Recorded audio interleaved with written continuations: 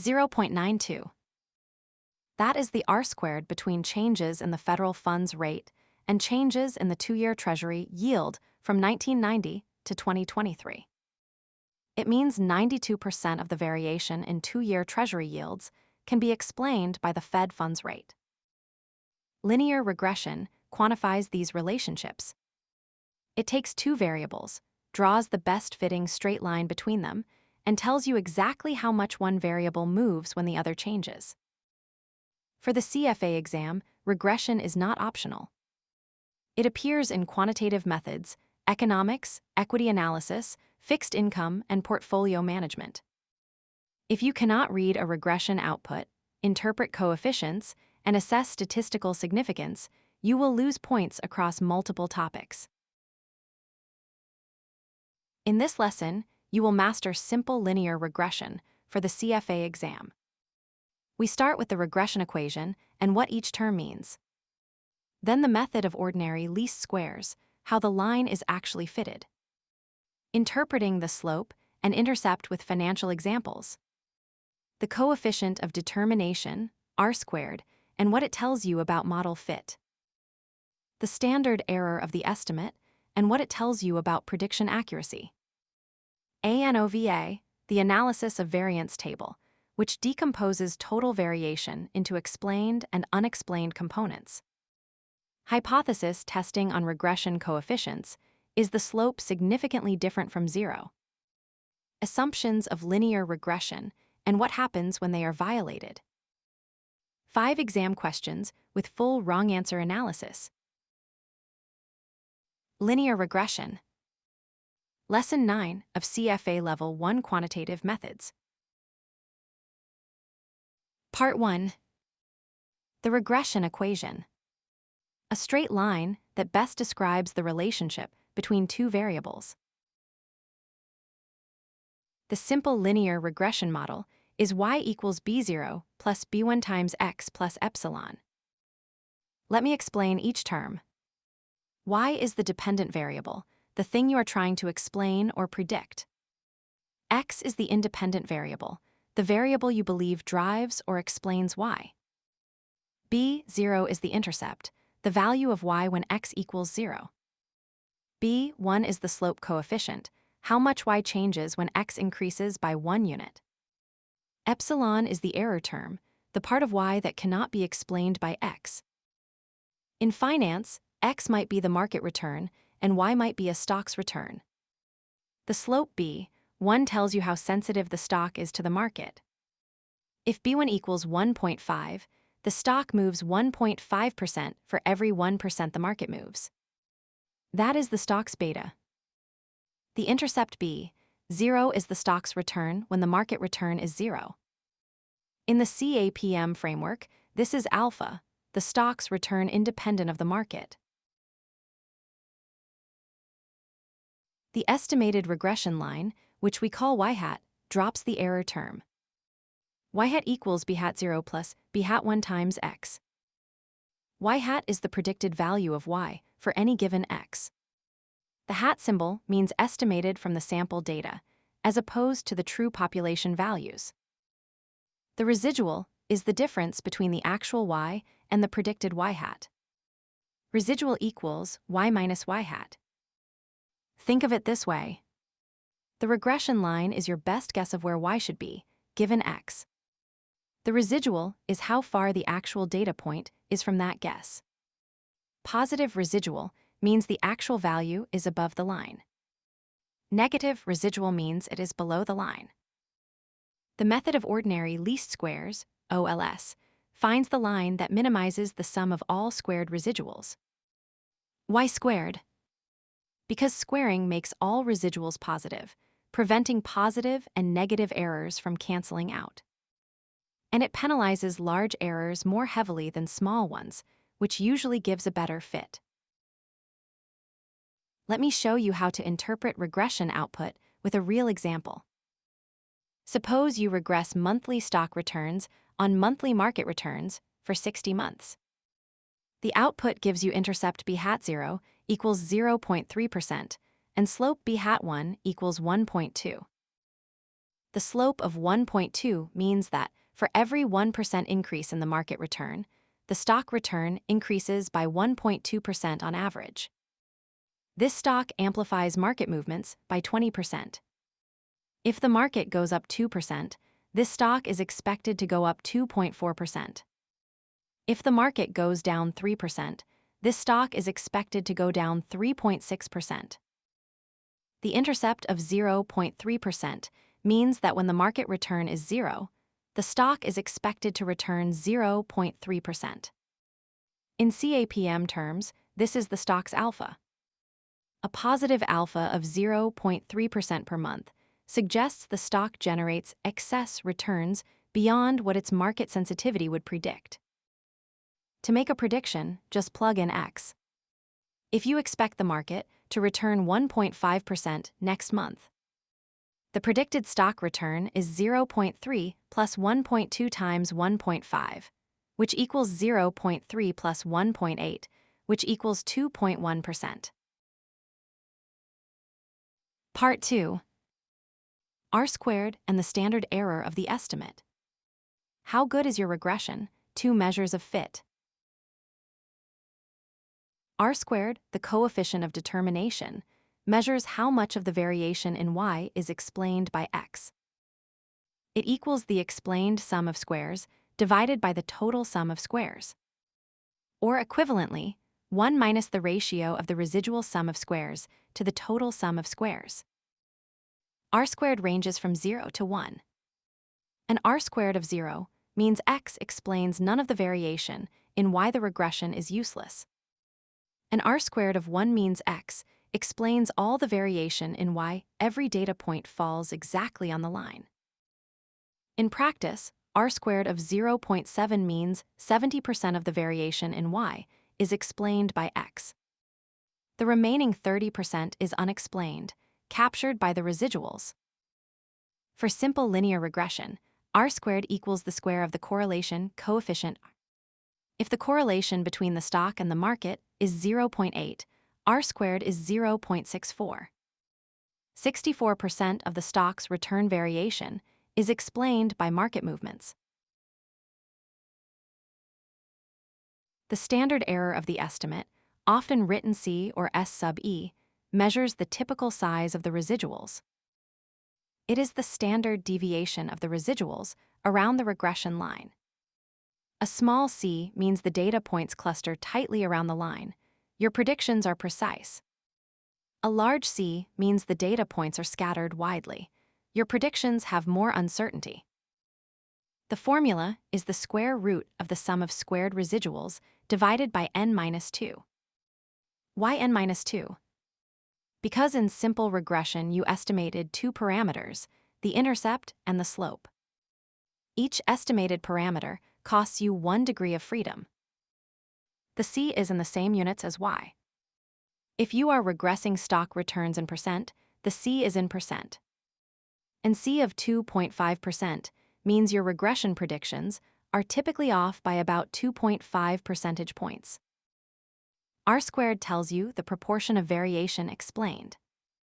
C tells you the magnitude of prediction error. Both are needed to fully assess model quality. Part 3. ANOVA, Analysis of Variance.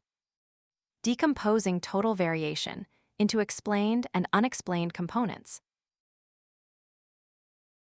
The ANOVA table splits the total variation in y into two pieces.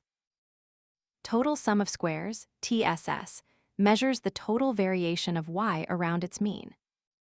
It is the sum of y minus y bar quantity squared for all observations. Regression sum of squares, RSS, measures the variation explained by the regression. It is the sum of y hat minus y bar quantity squared. This is the part of the variation that your regression line captures. Error sum of squares, SSE, measures the unexplained variation, the residuals. It is the sum of y minus y hat quantity squared. The fundamental identity is TSS equals RSS plus SSE. Total variation equals explained variation plus unexplained variation. R squared is RSS divided by TSS, the fraction of total variation that is explained. The F statistic in the ANOVA table tests whether the regression as a whole is significant. It equals the mean square regression divided by the mean square error. In simple regression with one independent variable, the F statistic equals the T statistic squared for the slope coefficient. A significant F statistic means at least one independent variable has a significant relationship with y. Part 4. Hypothesis testing on regression coefficients. Is the slope significantly different from 0? To test whether x actually has a significant relationship with y, you test whether the slope coefficient is significantly different from 0. The t-statistic for the slope is b, hat 1 minus 0 divided by the standard error of b hat 1. Since you are testing against 0, this simplifies to b hat 1 divided by its standard error. This follows a t-distribution with n minus 2 degrees of freedom. If the absolute value of the t-statistic exceeds the critical value, you reject the null that b1 equals 0. This means x has a statistically significant relationship with y. If you fail to reject, it means the observed slope could have occurred by chance even if the true slope is 0. Your regression line exists, but it might not represent a real relationship. A common rule of thumb is that a t-statistic above 2 in absolute value usually indicates significance at the 5% level for large samples. This is because the t-distribution with large degrees of freedom approximates the normal distribution, and z of 1.96 rounds to about 2. Here is a complete regression hypothesis test example. You regress a stock's monthly returns on market returns over 60 months. Output shows slope b hat 1 equals 1.2 with a standard error of 0.35. Step 1. Set up hypotheses. H0 says b1 equals 0, meaning the stock has no relationship with the market. H sub says b1 does not equal 0. This is a two-tailed test. Step 2. Calculate the t-statistic. T equals 1.2 divided by 0.35, which is 3.43. Step 3. Find the critical value. Degrees of freedom equal 60 minus 2 equals 58. At the 5% significance level, two-tailed, the T critical value with 58 degrees of freedom is approximately 2.00. Step 4. Compare.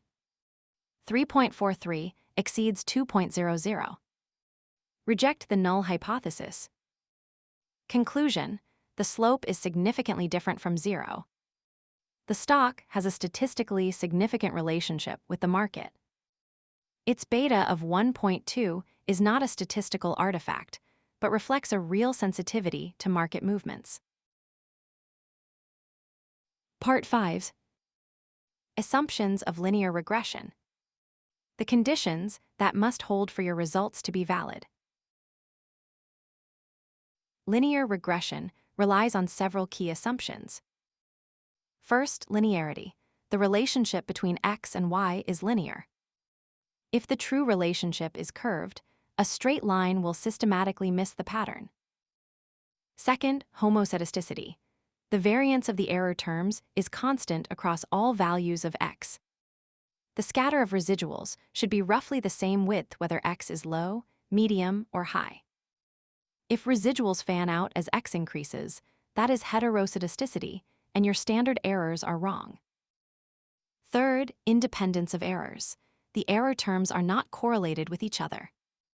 If today's residual predicts tomorrow's residual, that is serial correlation or autocorrelation. This is common in time series data and makes your standard errors too small, leading you to reject null hypotheses too easily. Fourth, normality of errors. For hypothesis testing, the error terms should be normally distributed. With large samples, the central limit theorem helps here, but with small samples, non-normal errors can invalidate your tests.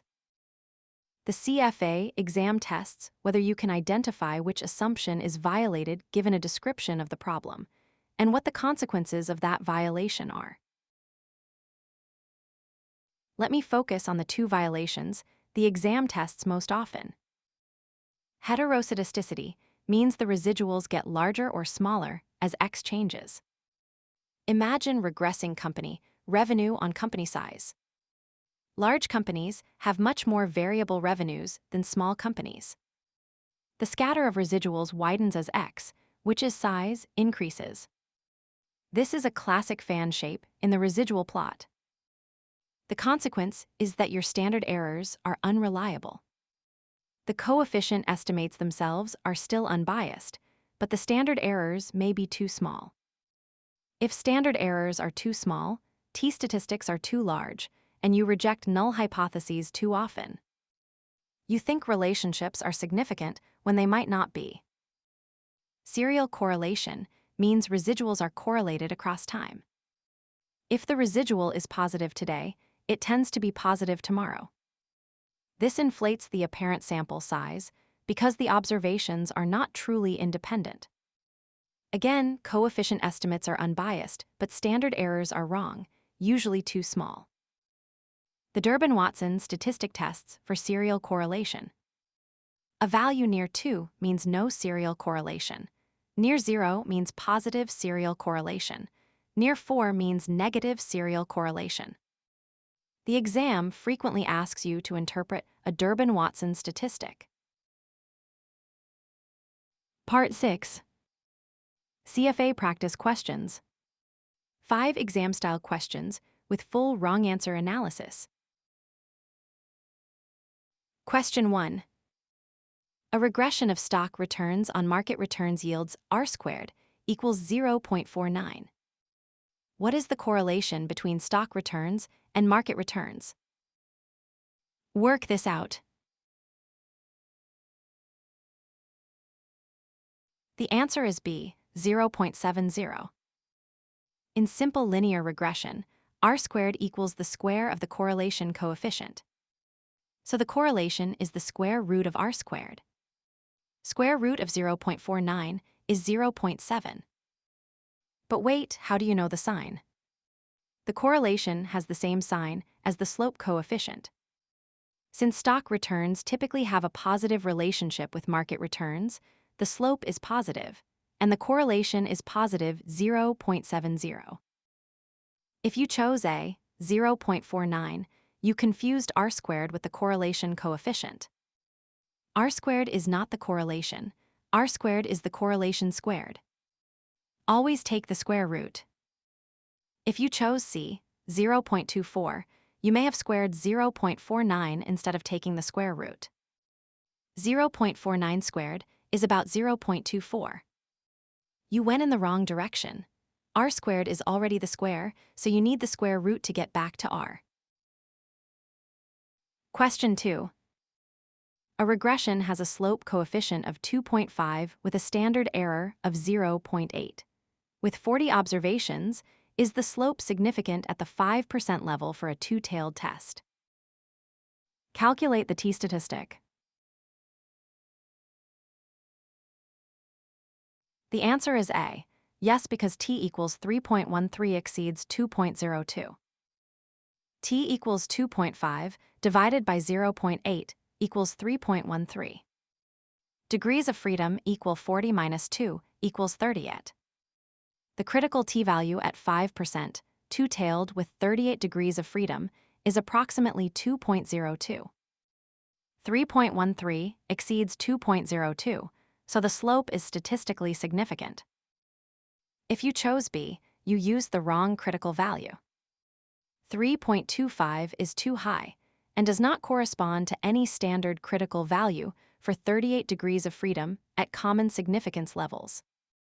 At 5% two-tailed, the critical value is about 2.02, not 3.25. If you chose C, you calculated the t-statistic incorrectly as 2.00. 2.5 divided by 0.8 is 3.13, not 2.00. Also, using 1.96 instead of the t-critical value implies a z-test, but with an unknown population parameter, we should use t. Question 3. A Durbin-Watson statistic of 0.65 from a regression of monthly returns on lagged GDP growth suggests. What does this tell you? The answer is a positive serial correlation. The Durbin-Watson statistic ranges from 0 to 4. A value near 2 indicates no serial correlation. A value near 0 indicates positive serial correlation, meaning residuals tend to follow the same sign from one period to the next.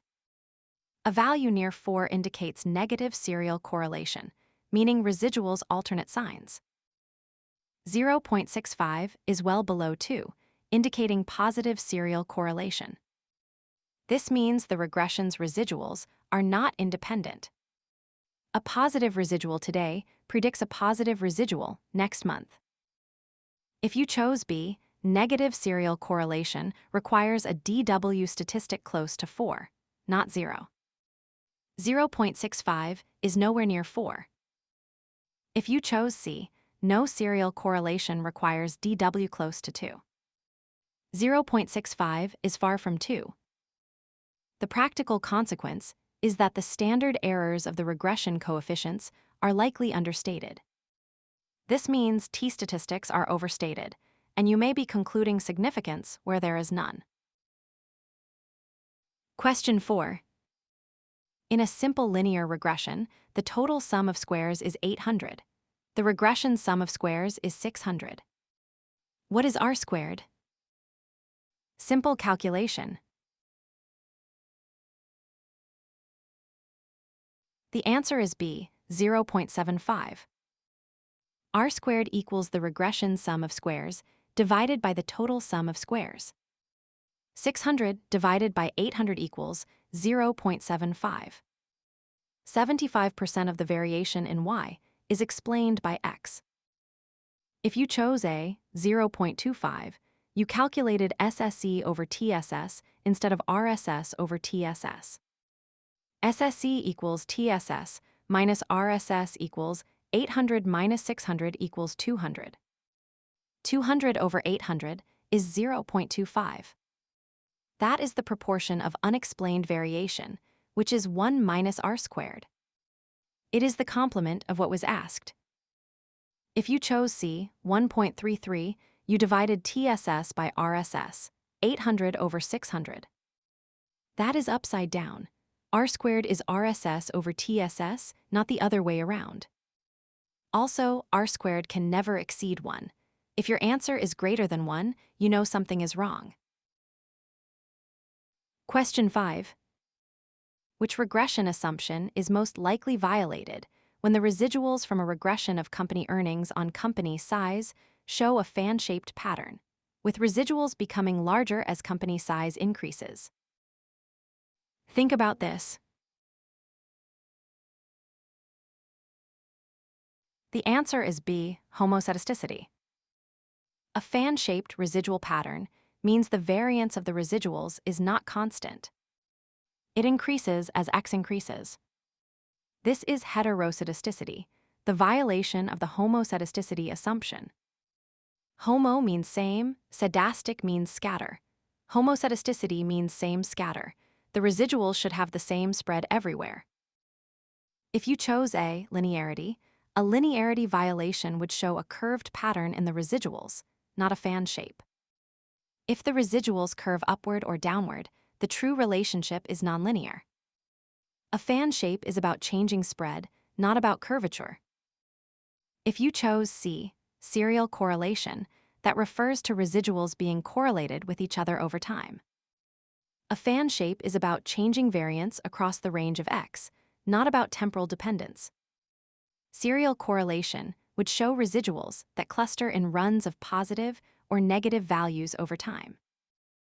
On the exam, fan-shaped residuals always point to heteroscedasticity. Pattern, U-shaped, or curved residuals point to linearity violation. Runs of same-sign residuals point to serial correlation. Here is your complete linear regression cheat sheet. Every formula, every test, every assumption in one place. Pause here to study each item before the exam.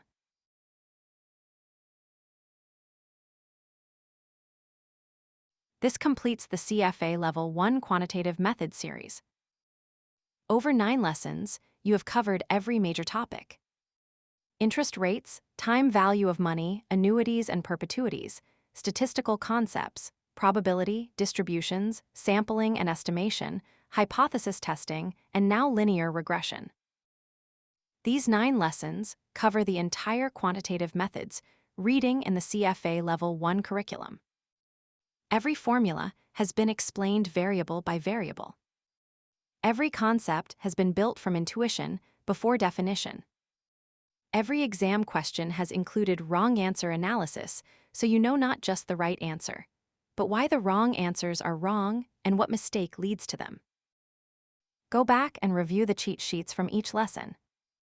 Practice the exam questions until the decision trees become automatic.